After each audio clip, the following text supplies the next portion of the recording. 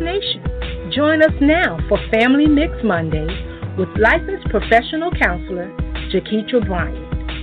Tune in as Jaketra shows the different dynamics that make up family. Whether you represent the nuclear family, single parent, extended, grandparent, or blended family, Jaketra has tips and advice designed to strengthen your family structure. Source Nation, here is your host, Jaketra Bryant.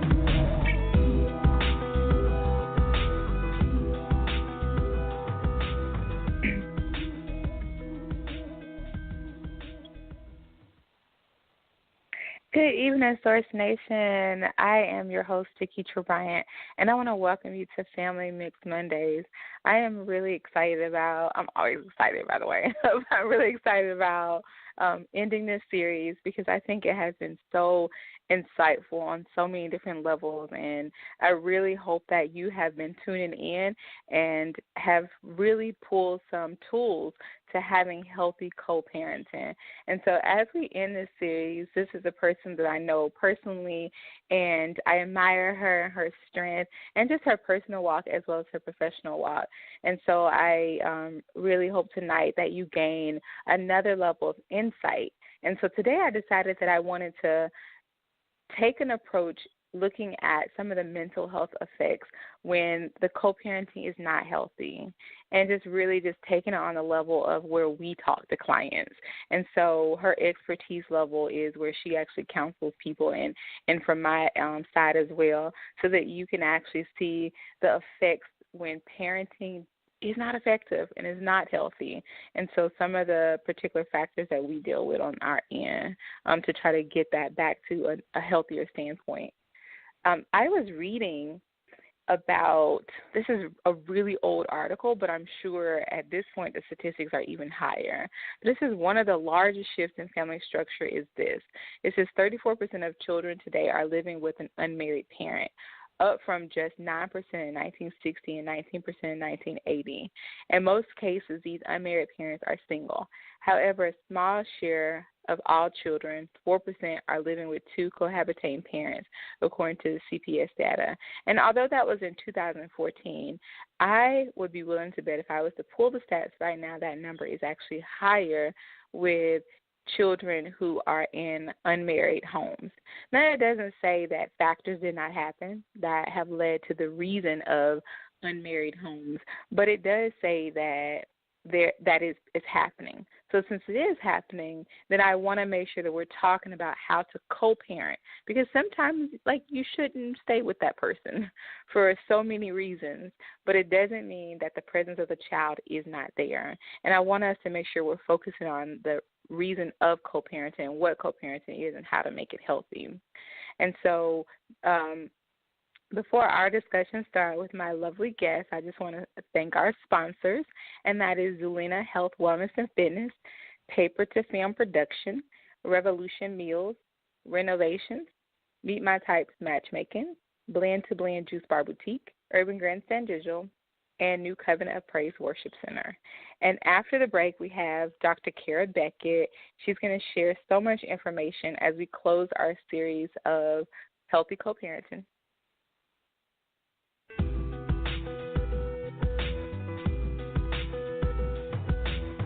Source Nation, stay tuned. You're listening live to Family Mix Mondays with your host, Jaketra Bryant.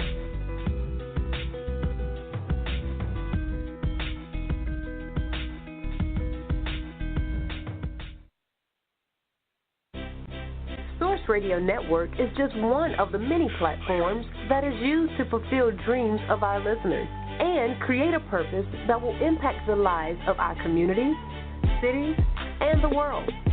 It is often said that great things will happen when a group of driven people work together to accomplish one goal. We're giving people the opportunity to have a voice, translate words that haven't been heard, and paint pictures that no one has seen.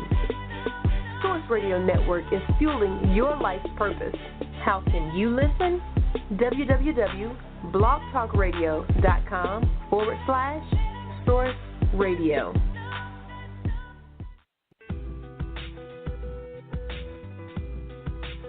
Welcome back, Source Nation. You're listening live to Family Mix Mondays with your host, Jaketra Bryant.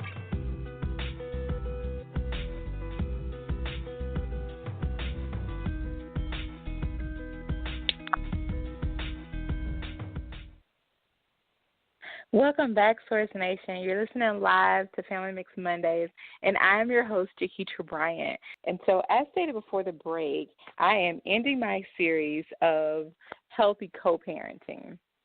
And I have one of my colleagues who is such a sweet person just to be around. She's very pleasant and knowledgeable in this field. So I've gotten to know her on a personal level as well as a professional level, as well as a spiritual level. And so before she joins me, I just want to tell you some things about her.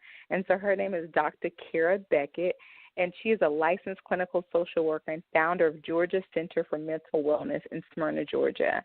She has more than 15 years of experience in the social work field, including clinical practice and supervision, program development, and administration, leadership, and education. As a part-time assistant professor of social work and human services at Kennesaw State University, she is able to advance the field by educating future social work professionals. She has extensive experience working with severely emotionally disturbed children, adults in community-based settings, to working with individuals and families in therapeutic practice. And she's also part-time at Georgia State University. And so I'm going to let Kara tell you so much more about her. So I do believe she's on the line. So good evening, Kara, and thank you so much for being a part of this series. Good evening. Thank you for having me. I am extremely excited to be here, and I appreciate your kind words. Jaketra is definitely close to me, and definitely we have bonded on a spiritual level as well as professional. So I am glad that you asked me to be a part of this show, and I hope that, some of the information that's presented can help others who are listening. Yes. So, Kara, before we jump in, we've been doing this series on healthy co-parenting, and so I think it is so needed because there's some situations we just can't help. Like if a divorce happens or if the parents just aren't together anymore, living in the same household, or whatever the factors may be, there's still a solution that needs to take place in healthy co-parenting. So, we've been on that series.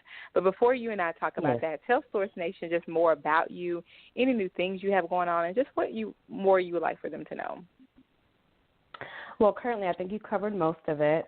I have various positions as us in the field typically do. So at Georgia State, I do provide counseling to the students who attend Georgia State University, and that has definitely been a different experience as far as this particular population, and we'll talk about that as we get into our conversation. I also have a small private practice that I operate part-time as well, and in addition, I do some consulting and training, and then I also teach at Kennesaw State University as well as Walden University. So keep very busy, as I know we all do, and I am happy to be here on this radio show. So this is something else that, hopefully I'm growing in and being able to consult and talk to the listeners about this situation that I know divorce is not an anomaly.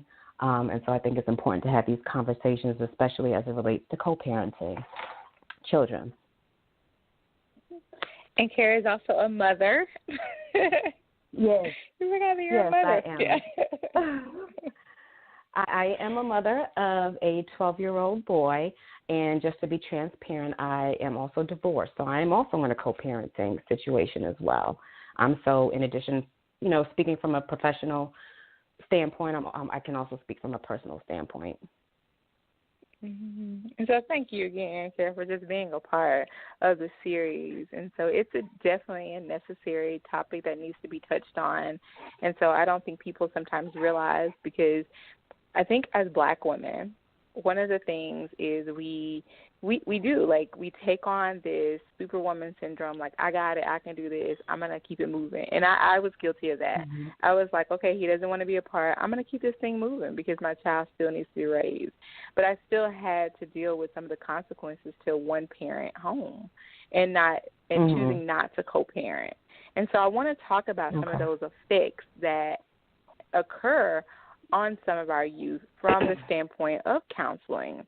And so what's been, I guess on the percentage, how often would you say you see students whose background is of that of, I guess, single-parent homes or homes that, like, divorce may have happened or they had to go from home to home for custody? How often do you see that in practice? I would say that, well, can I back up for a second and just kind of talk about co-parenting just a little bit? Yeah. If that's okay. I want to briefly define what co-parenting is. I know you've been having the series for the last few weeks, but in the simplest terms, it's shared parenting. So it's a situation where you have two parents, working together to raise a child, even though they're divorced or separated or no longer living together. And again, it's obviously, this brief definition is more than that. But as a therapist, I tend to look at or ask these particular questions. How do parents then cooperate with one another? How do you do what's in the best interest of the child? How do you coordinate schedules or spend time with each parent? How do the parents collaborate with each other? Basically, how do they come to a common ground and negotiate or even compromise with one another? And so I find in co-parenting situations, you do want to create an environment that's in the best interest for a child with the ultimate goal of creating emotional stability and security. And just research shows that conflict is what creates the most pain and anguish for children after their parents separate or divorce.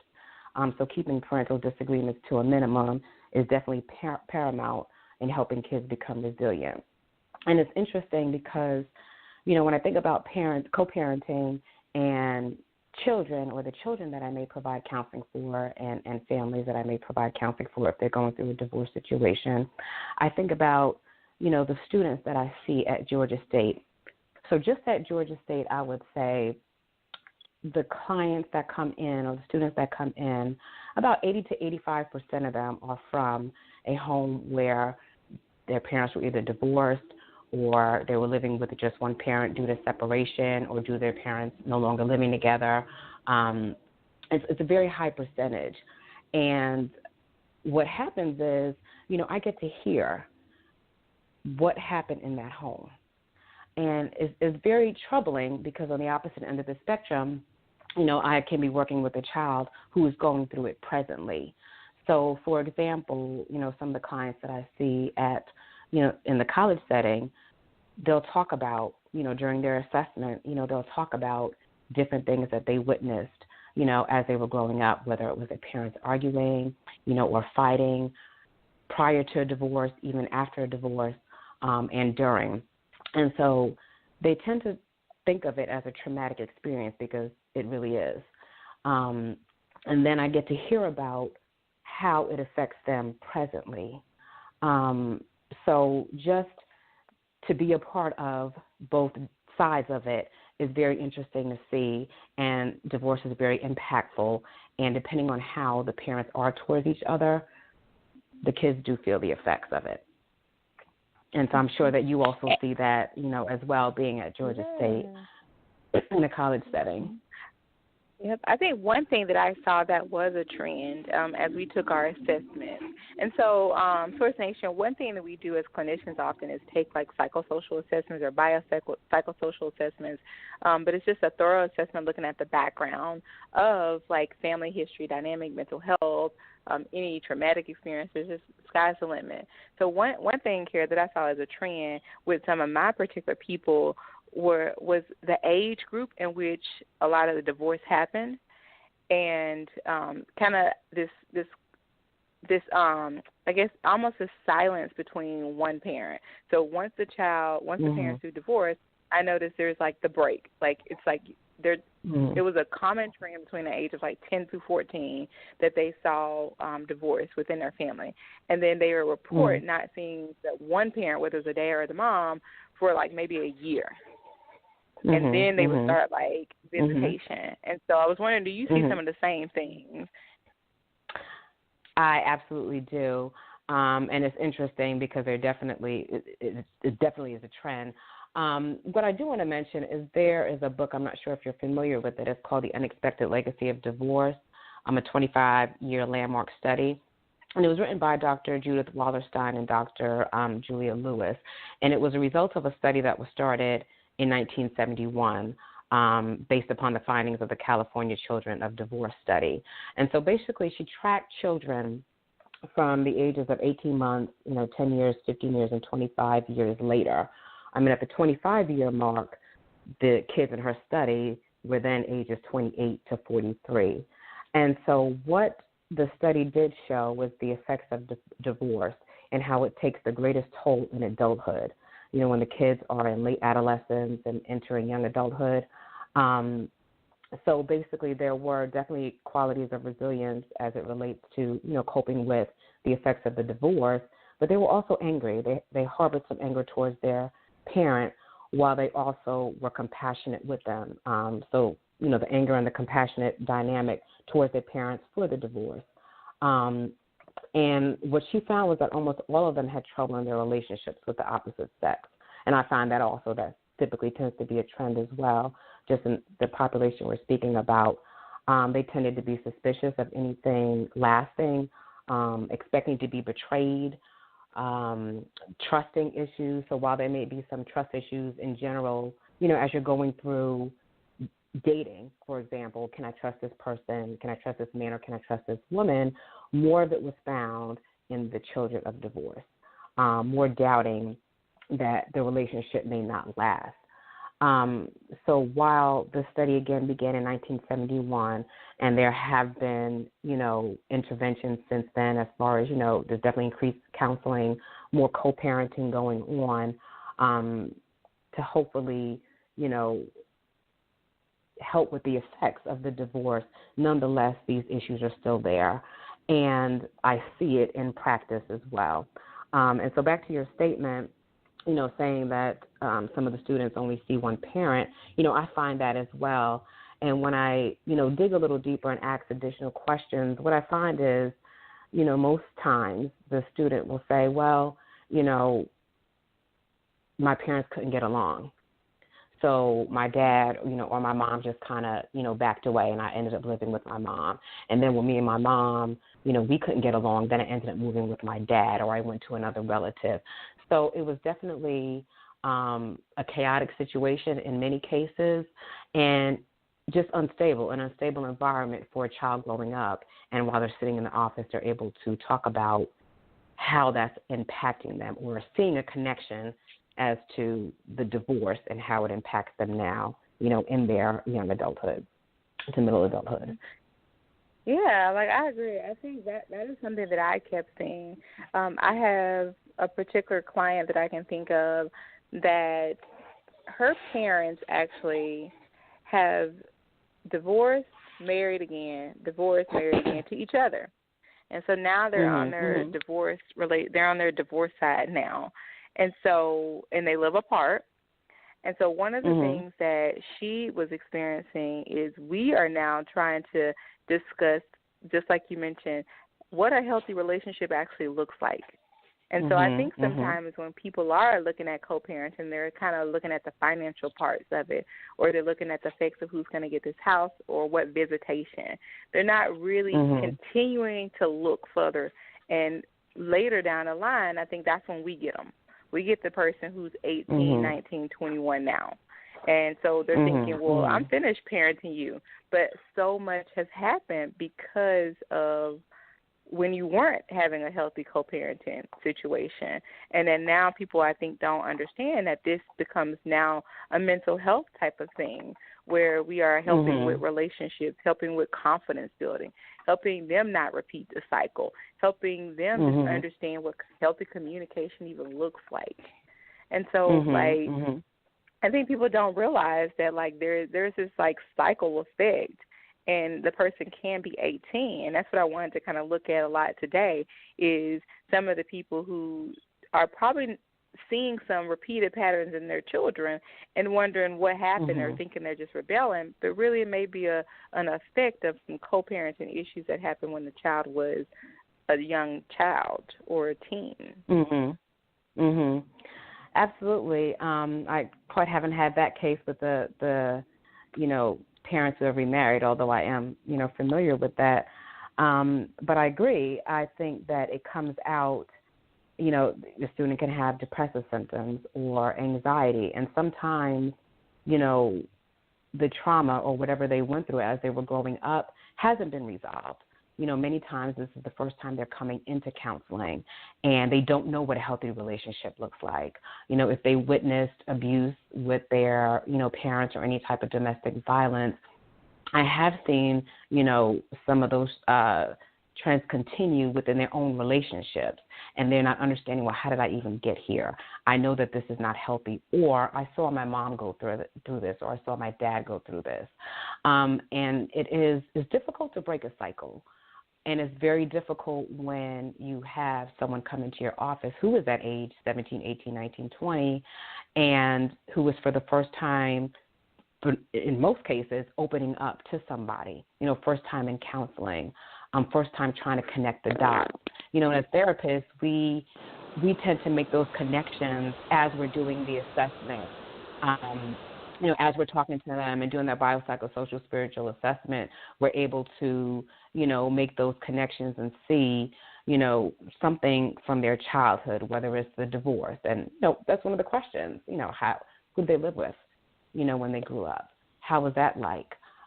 So in many of the cases, the relationship or the parental relationship with either parent, comes up, and then it opens up the door to much of what is really in their life at the point, or what they're experiencing at this point, moving forward. So I can't even remember what your question was, because Oh, no, I just had a statement, really. Yeah. You're fine. It's fine. Yeah, I just really had a statement. But, yeah, I was just making an observation, because that's something I do see. And so since I don't work with young children anymore, I most of my experience currently, because I haven't worked with a community of young children in a few years, but most of mine is now the adults now trying to figure this out, and I tracing it back and seeing the effects. And so that is something. And so, like, maybe let's talk about some of those particular mental health signs. And so, we get the statistics where statistics says the dropout rate is higher if there's a single-parent home, and that jail or substance abuse. And so I think, like, sometimes statistics just kind of leaves this broad thing. And so since we get to the root of stuff, I just wanted you to talk about some of the particular symptoms that you do see and what it might look like in there are studies at, like, school, or what it might look like in friendships as a result of some of the issues with having unhealthy households with unhealthy co-parenting. Okay, so just to, when you talked about the single-parent home and the statistics, so, you can have a single-parent home where you don't have a mother or a father involved. You can also have a single-parent home where there is co-parenting, occurring as well. So I think, I'm familiar with some of the stats that you're referring to, and thinking along the lines of if there is not, let's say, a father in the home, and I definitely see that among African-American youth, where you see the higher rate of the, likelihood of being incarcerated, or the dropping out of school, or, the teenage pregnancies and things of that sort by not having two parents, in the home. What I see with children and adolescents, and I don't work with very young children, so I would say, adolescents and up, what you'll see is children acting out. So typically if there's a change, in the home, you'll typically see a change in the behavior of the child. So whether that's, at home where a child may be angry, a child may become angry at the parent that they're with, and I did experience some of that with my own son, because there's anger and they sometimes don't realize, who do I need to be angry at? I love both of my parents. Who can I let this out on? And just instinctively, it is typically with the parent who they are living with, or who the custodial parent is. And so it's working through those issues. And then the issues may spill over into school. So a child may have behavioral issues. And what, I think a suggestion for parents is to let the teachers be aware, or even the school counselor or the school social worker, letting them know that this change in your family is occurring right now, and they may see behaviors in the school, and letting them know that if you do see behaviors, please contact me, so on and so forth. So at least they understand that if there's, any type of acting out or if a child isolates, if a child is expressing or, expressing depressive symptoms, the child may not want to, play with their friends anymore. They may have a difficult time with working through conflict and things of that sort. So anytime that there's a transition, you may see some changes in a child's environment, even if that's in extracurricular activities. And so what I find is good that, if parents know that they're going through this process or they're going through a separation, it may be good to be proactive and initiate counseling prior to, because likely something is going to come out, even if it's just a child needing, an outlet or somebody to talk to and kind of, negotiate these feelings that they have, process these feelings that they have. So I think that, when you look at what happens during this transition, so there's that period of transition and there's that adjustment period, adjusting to what the new normal looks like in the home. So definitely you want to look out for, those depressive symptoms. You have children that can become anxious, especially if there is any type of violence that they may have witnessed in the home, and things of that sort. So it's very impactful, and it impacts children and adolescents and even adults in different ways. And depending on the support that they may receive from, other family members, or even the support that they may receive from the other parent. And, back to co-parenting, that's why it's very important to, try to engage in that positive parenting relationship and put the differences aside that you may have had in the previous marriage in order to, help the child thrive and grow through, as opposed to go and stay stuck in, the situation. Mm-hmm. I think that's like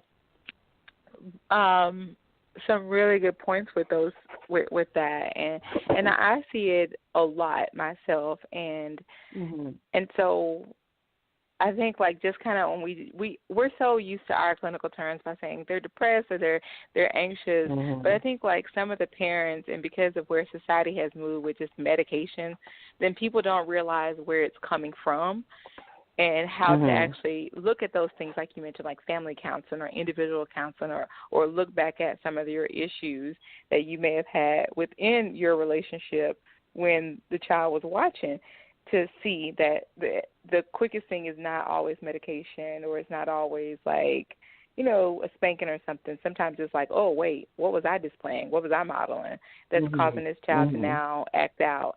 And I think people have to realize, like, they act out according to their age. So if they're like 10, you're going to see tantrums. You're going to see, like, isolation. You're going to see, like, different things, maybe bedwetting, just different factors like that. And it's not always hyperactive, like, or attention deficit. It's not always those things. Sometimes it's really like, ooh, what am I modeling in the house? What particular things have they had a change and gone through? And definitely, I agree. And I think depending on the stage of development that a child is in, like you said, their behaviors will exhibit differently.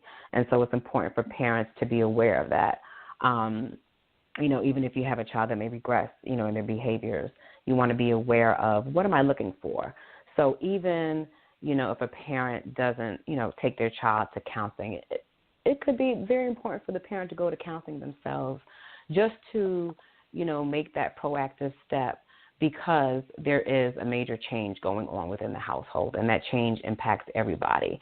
And so not only, does a parent have to get to the point of, relearning themselves, moving forward and seeing what the new normal is for yourself, you also have to do it for your child.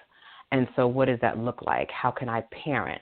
How can I parent and be the best parent I can be while I still may have feelings, from this divorce that may not be so good? And so it's very important to have that, support system, or to have somebody there, or to even seek counseling, to work through those issues. Some people, rely on, church family, or, pastoral counseling, or they rely on friends. But it's important to have that outlet especially as it relates to, being a single mom or a single dad and now raising a child. So what once was is not there, you know what I mean? And so it's really a renegotiation of your roles, and what does that look like? And how can you, mitigate the effects of the divorce the best way that you can in order to be the best parent that you can and to help your child get through, this new phase to come to a new normal. Mm-hmm. And so I want to, so Source Nation, I want to give you an opportunity to call in if you have some questions or comments for Kara. And so the number to dial in is 619-924-0933, and that's 619-924-0933, and press option 1. And we'll be glad to take your comments or calls. And so, Kara, I know we touched a little bit on divorced parents, more so like the effects, but I wanted to talk about I for some reason, like, it just kept coming to my spirit to talk about what happens when the other parent starts dating and maybe the relationship is still unsettled or whatever kind of is happening. And what does that look like when how can co-parenting get affected when the other parent is dating and you still got some uneasy things, and what that looks like and how that can be a mess. So I was wondering what would be some some thoughts that you would have centered around the effect of co-parenting getting affected when the other parent begins dating someone else or remarries. Well, what I will say is what I found, and I'm sure you can agree, that a child wants their parents together. Even if you have children from situations where they've never known their parents to be together. It's that, longing of a two-parent household. It's that longing of wanting to be, with both of your parents. So when you have a child that has that feeling, it's difficult to move to that stage of dating. And every situation and every scenario will be different. One, I think it's important, for parents to look at where is my child in this whole process. Are they adjusted? If they're having issues in school or issues with me or even issues just with the whole divorce, have I started to get a resolve with that? When is the right time to introduce someone new? And even, parents, just when you're thinking about that aspect, it's not healthy to have multiple people in and out of a child's life either.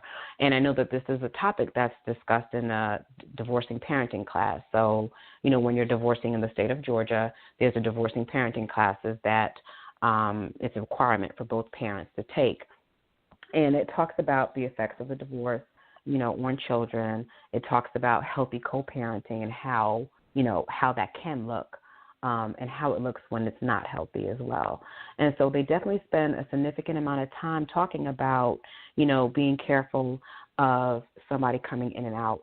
If you date multiple people, decide and figure out when is the right time to introduce somebody new into your child's life, because that's also another step. So while the child may know that that's coming, or they may know, my parents not together anymore, so they're free to date, it's always a different story when that new person is brought into the fold, and being prepared for the feelings that may come, behind that. What is my child going to feel like? And then also, what is the relationship between the divorced parents? So while healthy co-parenting, we want that to be the gold standard, right, in order for, kids to thrive and be resilient through the divorce, it's not always healthy. It's not always a healthy situation, or you have a situation like you expressed earlier where there may not be co-parenting.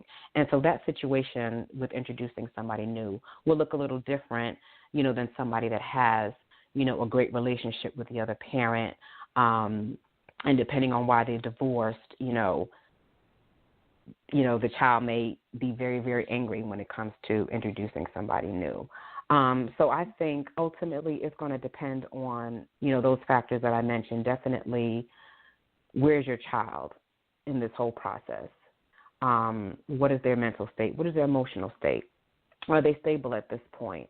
Are they able to handle that? And again, similar to what you mentioned earlier, depending on where they are developmentally, it's going to affect each child differently. So I don't know what you've seen with that as far as like introducing, new people. I think for me, my goal with my son is I want to make sure that he's okay. I want to make sure that he's, getting through the process, but also knowing that I'm still a person, or the other parent is still a person and still, may desire to date, or at some point will desire to date. At this point we're talking about people who are married before or in relationships before, no longer in them. So I think it's important to, figure out where your child is and then have some clear communication, with them. Do you just want to bring somebody over your house and say, hey, here's so-and-so, or should there be some type of conversation, with your child, age appropriate, introducing them to this fact that, hey, either I may start dating or I am dating, or there may be somebody, that I want you to meet. How do you go into those conversations? And it's going to be individual for each, and individual, it's going to be different for every person, depending on their situation. So I'm not sure if you find the same thing, Jaketra, as it relates to that. Well, I think I have the clients whose parents aren't having any kind of conversation with them, and they kind of just have this thing like, well, I think my daddy's been seeing someone, but you know how it is, like that's auntie this or uncle this.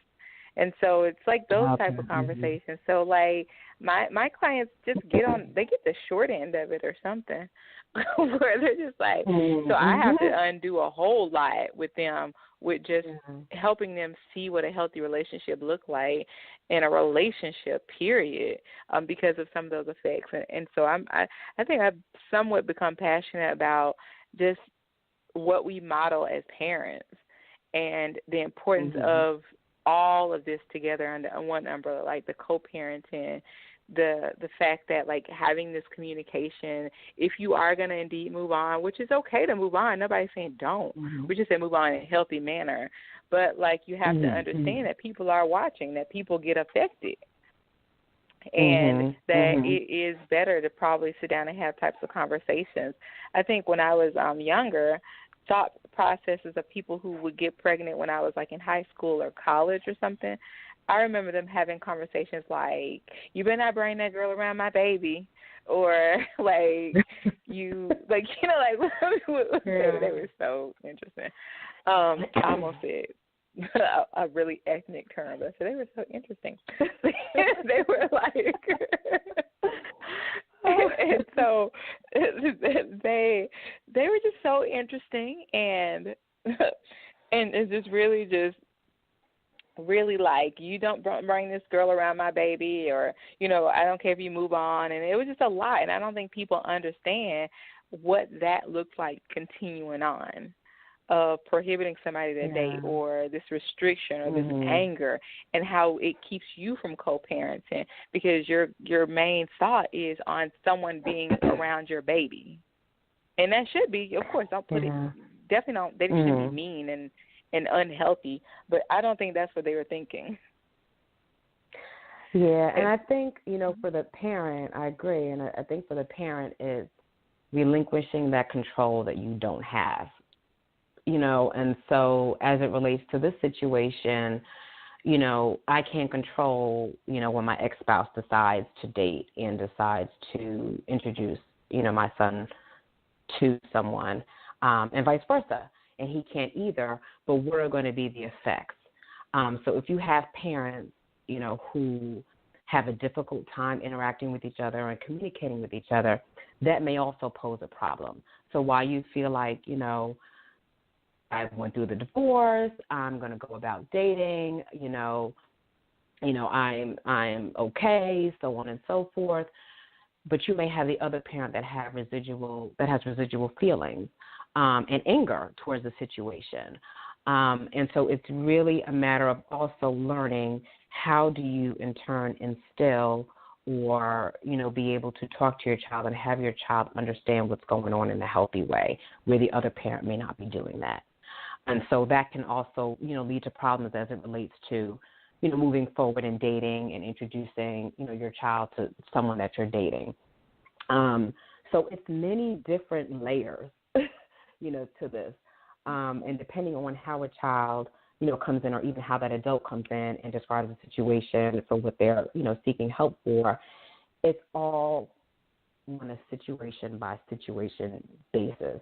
And there are no two experiences or stories that are the same. While you may have similarities, it's really going to be, exhibiting control over what you have control of, relinquishing control over things you do not, and also trying to do the best as it relates to co-parenting. And sometimes it doesn't happen. And then you may have to, resort to parallel parenting in cases of high conflict divorces. But I think that if, the child is put first or thought of first, because that's what connects, the ex-spouses together, right, or the, people who are the parents of the child, that's what connects them is that child for years. And thinking about the emotional stability, if that child is put at the forefront, then you can definitely have a situation where co-parenting can be effective. If there are residual feelings, if there are, if there's resentment, if there's anger, if there's bitterness, then that co-parenting relationship is going to be made more difficult, to do. And that's on every level. From the dating, separation, going through it, it's just going to be made more difficult. And then it becomes unfortunate for the child. Yeah, it is. And so as we, transition, well, not transition, but as we have our last few minutes, I do want to make sure that they have some resources, some possible, ways of counseling, parenting groups, or whatever it is that you think is helpful. So what do you think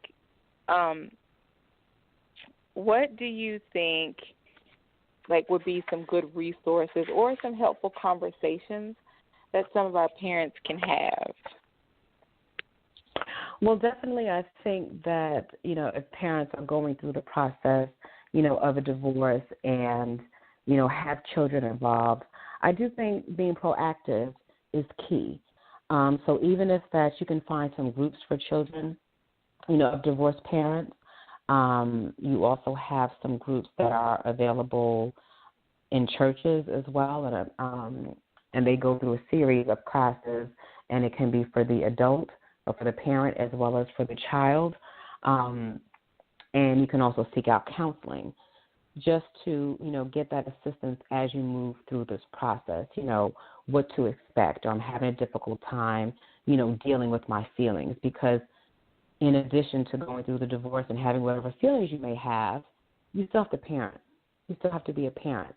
And so I think it's important to kind of be proactive in that respect. And there are plenty of therapists, available who will work with you in reference to getting through, this transition period and coming to a new normal.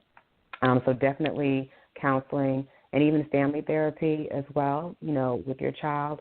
Because again, what I tend to see is the anger towards the parent that a child is left with, as far as, the majority of the time, the custodial parent.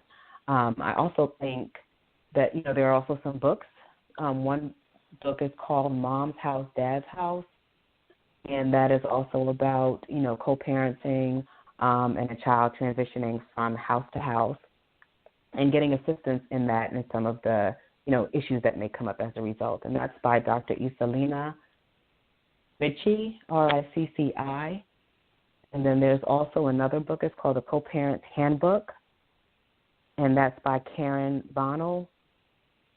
And that's just, two resources out of many.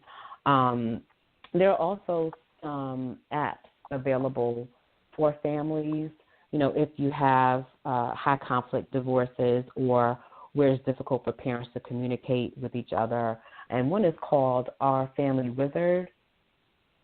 And what Our Family Wizard does is it has an area where it's an app or a website, and you can basically put all of the information in, whether it's that's the, parenting time. You can share information with the other parent, manage, the expenses, any expenses that's outside of, child support. And then it provides a way for it to be clear, a clear record of communication. And there are parents that use that simply because they're unable, to communicate with each other. And so it cuts down on what a child can't see even after the divorce. Because even though there's a divorce or there's a separation, it doesn't always mean that there's no more arguing or there's no more disagreements. You just want to really keep it to a minimum and not even really do it at all, especially in front of the child. But if there, is contention, then there are ways to kind of, maneuver around that and to, limit the communication the best way that you can. And there are several other apps as well. There's another one called Two Houses, and there's another one called CustodyJunction.com. And so I think those resources are very helpful, for parents as they go through, the whole process of, co-parenting and hopefully co-parenting effectively. And then also understanding that the relationship may change over time as well. So while it may be, some raw feelings in the beginning, hopefully as they, maneuver through, the co-parenting and the communication, that things will, get better. Those are some really good, resources. Man, I'm impressed by the title of the book. I definitely need to, look back at some of those. Those sound like really good ones. They really do. And so I think one of the most mature things is whenever you are faced with a relationship that has ended or a situation, maybe that person, you weren't together, being able to humble yourself for family counseling, for individual counseling, just maybe consultations or books to really look at the possible effect of not being able to work together. And it happens too many times due to factors. And so I guess, would you say that it is necessary for people after a relationship has ended, whether it's divorce or maybe they just broke up, to go and seek some type of individual counseling first to look at some possible ways to heal and look at some things that could affect it? Yes, absolutely. And I think, when I was stating counseling earlier, that's one of the aspects I was referring to, because there are feelings involved. Because, again, it's impactful and it impacts everybody, even outside of yourself. So, immediate family members, people who were involved in your lives, especially depending on how long, the couple was together and things of that sort. So definitely, because, as I stated earlier, you still have to be a parent. Both individuals still have to be a parent. And so when you have these feelings that have nothing to do with your child, has everything to do with, the relationship and the relationship that's coming to an end, it's important to heal from it. It's important to, get clarity and to heal and to, learn, take the lessons learned and move forward. And sometimes it's difficult to do that without help. So I definitely think individual counseling is necessary. I'm always a proponent of counseling.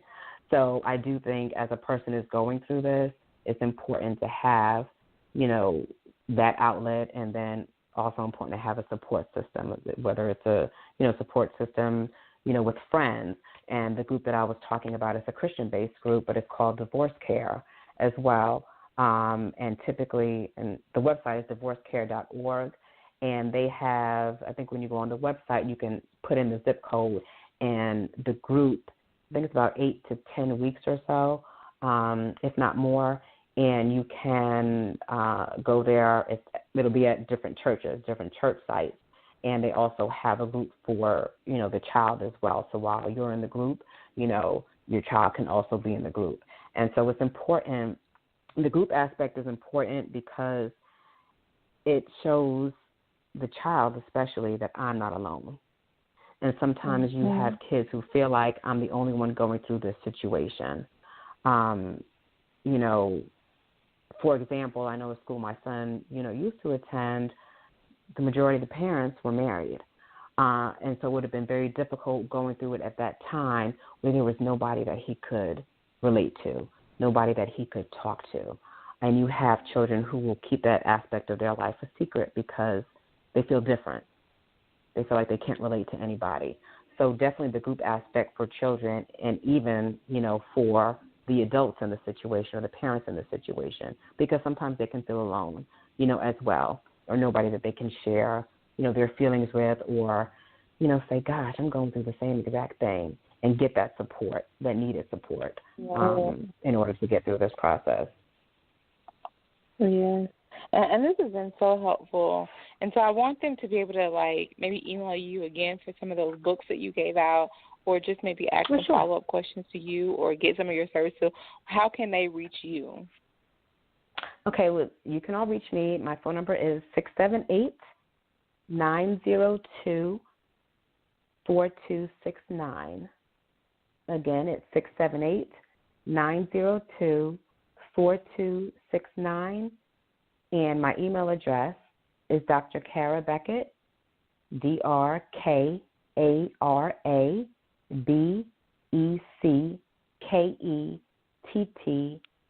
@gmail.com. So thank you, Dr. Beckett. It's been really and just a lot of information, and you were perfect to just end the series. And so I really do hope that some of our Source Nation family really follow back up with you, and maybe pick your brain for just other things, and any new sessions opportunities, so some of those family members can come and work with you. And so thank you again for being a part of the series. Yes, thank you. So thank you again for being a part of the series. Thank you. Oh, sorry. It was a pleasure. Okay. All right, thanks. Talk to you later. All right, bye-bye. Bye-bye. Bye.